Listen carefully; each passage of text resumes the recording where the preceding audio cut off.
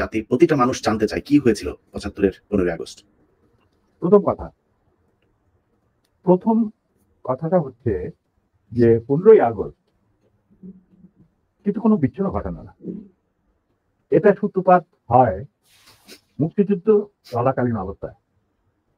আমরা বুঝতে পেরেছিলাম যে বাংলাদেশের মুক্তিযুদ্ধটা অ্যাকচুয়ালি কাদের ইন্টারেস্টে হচ্ছে। এটাকে আমাদের ইন্টারেস্টে হচ্ছে যে আমরা আমাদের দেশ যুদ্ধ করে স্বাধীন করব, নাকি এটার পেছনে অন্য কোনো উদ্দেশ্য কাজ করছে। যখন 7 দফাতে চুক্তি করে নজরুল ইসলাম আর তাজউদ্দিনকে পারমিশন দেওয়া হলো to establish provisional government in Calcutta, এই 7টা ক্লজ পড়ে সাইন করার পর, দস্তখত করার পরে নজরুল ইসলাম সাহেব ফিট হয়ে পড়ে গিয়েছিলেন যে এটা তো একদম একটা দাস খর, যে আমরা ক্রমান্বয়ে ভারতের একটা করদ রাজ্য, তারপরে একটা অঙ্গরাজ্য হিসেবে অঙ্গরাজ্যে পরিণত হবে বাংলাদেশ, তবু বাংলাদেশ।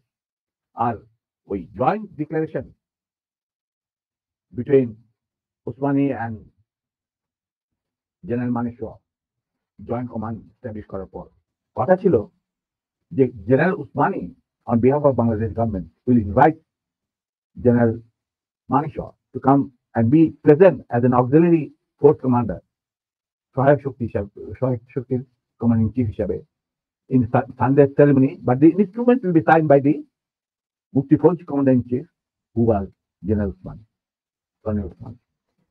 কিন্তু সেটা হতে দেওয়া হলো না। 16ই ডিসেম্বরে যে সারেন্ডার সেরেমনি হলো রেস করতে, সেখানে পরিষ্কার বাংলাদেশের জনগণ দেখতে পেল যে পাকিস্তান আর্মি সারেন্ডার করছে ভারতীয় সেনাবাহিনীর কাছে, এবং সেখানে সাইন করছেন আরোরা ভারতীয় বাহিনীর পক্ষে, আর ওদিকে নিয়াজি পাকিস্তান আর্মির পক্ষে। সেখানে মুক্তিযোদ্ধারা কোথায়? আমরা পরে থাকলাম ঝাড়ুদার হিসাবে ইন্ডিয়ান আর্মির রাস্তা পরিষ্কার করে দেওয়ার কাজে, বনে বাঁধারে। আমাদেরকে কোনো শহর গঞ্জায় ঢোকার পারমিশন দিল না মুজিব সরকার, আমাদের তাজউদ্দিনের সরকার, আওয়ামী লীগ সরকার। সেই অবস্থায় কি প্রমাণিত, এটা এই ঘটনায় কি প্রমাণিত হলো? ইন্ডিয়া প্রমাণ করলো সারা বিশ্বে যে বাংলাদেশের জনগণ নিজেরা যুদ্ধ করে দেশ স্বাধীন করেনি। বাংলাদেশ নামক একটি রাষ্ট্র প্রিমেচুরলি